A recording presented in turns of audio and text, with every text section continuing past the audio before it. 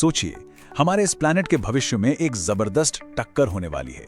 एक ऐसी टक्कर जो धरती का नक्शा हमेशा के लिए बदल देगी और जन्म देगी एक नए सुपर माउंटेन को।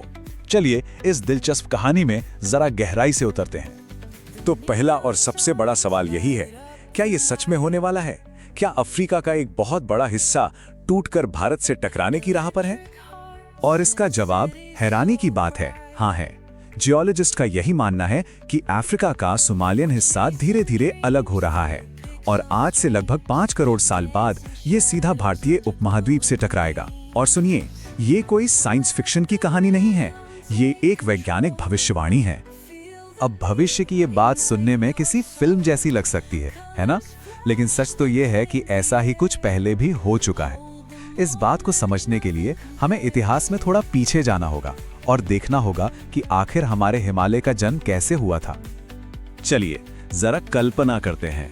एक वक्त था करीब 20 करोड़ साल पहले, जब भारत वहां नहीं था जहां आज है। ये पैंजिया नाम के एक बहुत बड़े सुपर कॉन्टिनेंट का हिस्सा हुआ करता था।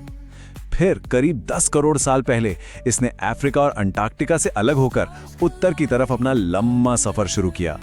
और ये सफर खत्म हुआ लगभग 4.5 करोड़ साल पहले, जब इसकी एशियाई प्लेट से एक जबरदस्त टक्कर हुई। ये टक्कर इतनी ज्यादा शक्तिशाली थी कि इसने धरती की ऊपरी परत को एक कागज की तरह मोड़कर रख दिया। और इसी जबरदस्त टकराव से बनी दुनिया की छत, यानी हमारी विशाल हिमालय पर्वत श्रृंखला। और सबसे दिलचस्प बात यह है कि यह प्रक्रिया आज भी रुकी नहीं है। आपको शायद जानकर हैरानी होगी कि माउंट एवरेस्ट आज भी हर साल लगभग 5 मिलीमीटर ऊंचा हो रहा है। ये इस बात का जीता जागता सबूत है कि जमीन के नीचे की वो ताकतें आज भी काम कर रही हैं। तो ये तो थी अतीत की कहानी जो आज भी चल रही है, लेकिन जो भविष्य में होने वाला है उसकी शुरुआत आज के अफ्रीका में हो रही है। तो सवाल ये उठता है कि आखिर अफ्रीका महाद्वीप टूट क्यों रहा है? इसका जवाब छिपा है ग्रेट रिफ्ट वैली के विज्ञान में। ईस्ट अफ्रीकन रिफ्ट असल में एक ऐसी जगह है जहां जमीन के नीचे बहुत हलचल हो रही है। यहां पर अफ्रीका की जो विशाल टेक्टोनिक प्लेट है वो 2 हिस्सों में टूट रही है। एक है नूबियन प्लेट और दूसरी है सोमालियन प्लेट। असल में ये एक तरह का जंक्शन पॉइंट है जहां 3 प्लेटें, नूबियन, सोमालियन और अरेबियन, एक दूसरे से दूर खींच रही हैं। और इसी लगातार खिंचाव की वजह से वहां की जमीन कमजोर होकर टूट रही है। चलिए इस टूटने के प्रोसेस को थोड़ा आसान भाषा में समझते हैं। देखिए, सबसे पहले धरती के अंदर से गर्म मैग्मा ऊपर उठता है, जो जमीन की ऊपरी परत को गर्म करके पतला कर देता है। फिर लगातार हो रहे ज्वालामुखी विस्फोट और भूकंप उस जमीन को और भी कमजोर कर देते हैं। इसका नतीजा, जमीन में दरारें पड़ने लगती हैं, जो हर साल करीब 6 से 7 मिलीमीटर चौड़ी हो रही हैं। और एक दिन ये दरार इतनी बड़ी हो जाएगी कि इसमें समुद्र का पानी भर जाएगा, जिससे एक नया महासागर बनेगा और अफ्रीका के टूटने की रफ्तार और भी तेज हो जाएगी।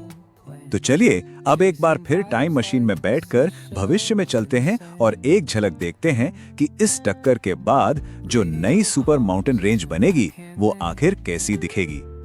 इसके पीछे एक थ्योरी है। जियोलॉजिस्ट रोलैंड मूर ने 1999 में ही ये बता दिया था कि भविष्य में सोमालियन प्लेट भारत के पश्चिमी हिस्से से टकराएगी। और जब हम यहाँ भारत कहते हैं तो हमारा मतलब आज के भारत, पाकिस्तान और श्रीलंका के कुछ हिस्सों से है। जरा इस बदलाव को सोच कर देखिए। आज जहां मुंबई, कराची और गोवा जैसे बड़े बड़े शहर समुद्र किनारे बसे हैं, टक्कर के बाद वहां हिमालय जैसी ही एक नई और विशाल पर्वत श्रृंखला होगी। मौसम ठंडा और बर्फीला हो जाएगा और पिघलते हुए ग्लेशियरों से नई नई नदियां बहने लगेंगी। ये सिर्फ जमीन का बदलना नहीं है, ये एक पूरी तरह से नई दुनिया का बनना है। सोचिए, मुंबई का चहल पहल वाला समुद्र तट एक विशाल पहाड़ का बेस बन जाएगा। दक्षिण भारत का गर्म मौसम एक झुके हुए ठंडे लैंडस्केप में बदल जाएगा और हमारे पश्चिमी तट के जो खूबसूरत बीचेस हैं वो आसमान छूती चोटियों में तब्दील हो जाएंगे। अब थोड़ा सा जूम आउट करते हैं और इस घटना को और बड़े पैमाने पर देखते हैं। ये कोई अकेली घटना नहीं है, बल्कि ये धरती के एक बहुत बड़े चक्र का हिस्सा है, जिसे सुपर कॉन्टिनेंट साइकिल कहते हैं। देखिए, धरती का इतिहास हमें बताता है कि करोड़ों सालों में सारे महाद्वीप एक साथ जुड़कर सुपर कॉन्टिनेंट बनाते हैं। फिर वो टूटकर अलग हो जाते हैं और फिर से एक दूसरे से जुड़ने का सफर शुरू कर देते हैं। ये एक कुदरती प्रक्रिया है जो हमेशा चलती रहती है। इससे हमें समय के विशाल पैमाने का एहसास होता है। अगर हम धरती के पूरे इतिहास को एक दिन माने तो डायनासोर का युग कुछ मिनटों जैसा होगा, और हम इंसानों का लिखा हुआ इतिहास वो तो बस कुछ सेकंड्स जितना है, लगभग ना के बराबर। तो इस सब का मतलब क्या है? मतलब ये कि भले ही इस बात पर बहस हो कि भविष्य का सुपर कॉन्टिनेंट कैसा दिखेगा, लेकिन ज्यादातर जियोलॉजिस्ट इस बात पर सहमत हैं कि सारे महाद्वीप एक बार फिर एक होने के लंबे सफर पर निकल चुके हैं। तो आखिर में ये हमें एक बहुत बड़े सवाल के साथ छोड़ जाता है। जैसे जैसे हमारी धरती अपनी धीमी लेकिन शक्तिशाली कायापलट जारी रखेगी, क्या इंसानियत इसके साथ खुद को ढाल पाएगी, या फिर हम भी जमीन के नीचे दबे फॉसिल्स की एक और परत बनकर रह जाएंगे?